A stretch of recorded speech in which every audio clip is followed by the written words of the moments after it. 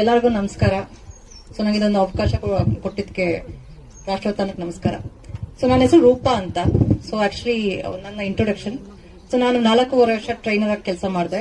ಮಕ್ಕಳ ಹೇಗ್ ಸಾಕೋದು, ಈ ಪ್ರೆಗ್ನೆನ್ಸಿಯಿಂದ 6 ಇಯರ್ಸ್ ತನಕ ಬಹಳ ಇಂಪಾರ್ಟೆಂಟ್ ಆಗುತ್ತೆ. ಸೊ ಅದ್ರ ಜೊತೆಗೆ ನಾನು ಚಿಕ್ಕ ವಯಸ್ಸಿಂದಾನೇ ನಾನು ಧ್ಯಾನ, ಪ್ರಾಣಾಯಾಮ, ಯೋಗ, ಸೇವೆ ಕಡೆ ತುಂಬಾ ಇದ್ದೆ. ಸೊ ಅದಾದ್ಮೇಲೆ ನಮ್ಮ ಗುರು ಪರ್ಮಿಷನ್ ಇಂದ ನಾನು ಧ್ಯಾನ, ಪ್ರಾಣಾಯಾಮ ಎಲ್ಲ ಹೇಳ್ಕೊಳಕ್ ಸ್ಟಾರ್ಟ್ ಮಾಡಿದೆ.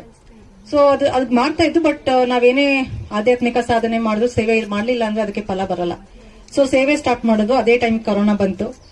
ಸೊ ಹಿಂಗೆ ಡಿಸ್ಕಷನ್ ಮಾಡ್ಬೇಕಾದ್ರೆ ಗಿಡ ಹಾಕ್ಬೇಕು ಅಂತ ಒಂದ್ ಆದಾಗೆ ಸ್ಟಾರ್ಟ್ ಆಯ್ತು. So it was in 2020 March ಅಲ್ಲಿ ಸ್ಟಾರ್ಟ್ ಆಗಿದ್ದು.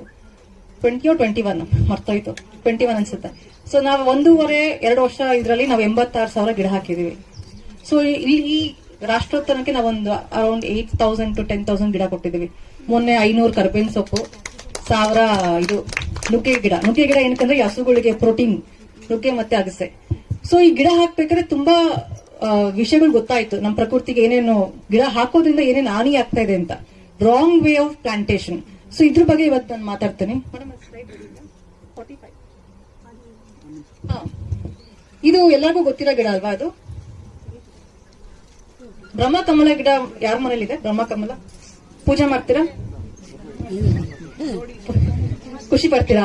ಅದು ಬ್ಲೂಮ್ ಆದಾಗ ಮಧ್ಯರಾತ್ರಿ ಎಲ್ಲಾರ್ಗು ಫೋನ್ ಮಾಡಿ ಕರ್ಸ್ಬಿಟ್ಟು ಪೂಜೆ ಮಾಡಿ ದರ್ಶನ ಮಾಡಿಸ್ತಾರ. ಯಾಕೆ ಮಾಡಿಸ್ತೀರಾ? ಬ್ರಹ್ಮನಿಂದ ಅಂತ, ಅದಕ್ಕೆ ಬ್ರಹ್ಮಕಮಲ.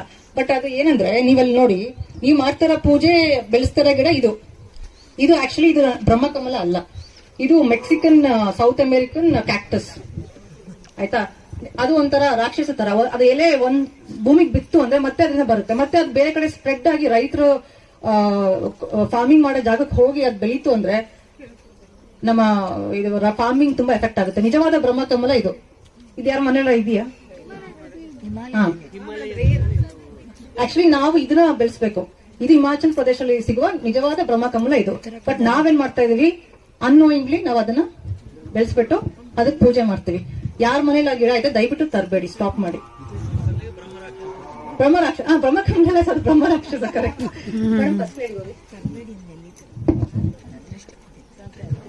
ಓಕೆ, ಸೊ ನಾವು ಗಿಡ ಹಾಕ್ಬೇಕಾದ್ರೆ ನಂಗೊಂದು ಫೋನ್ ಕಾಲ್ ಬಂತು.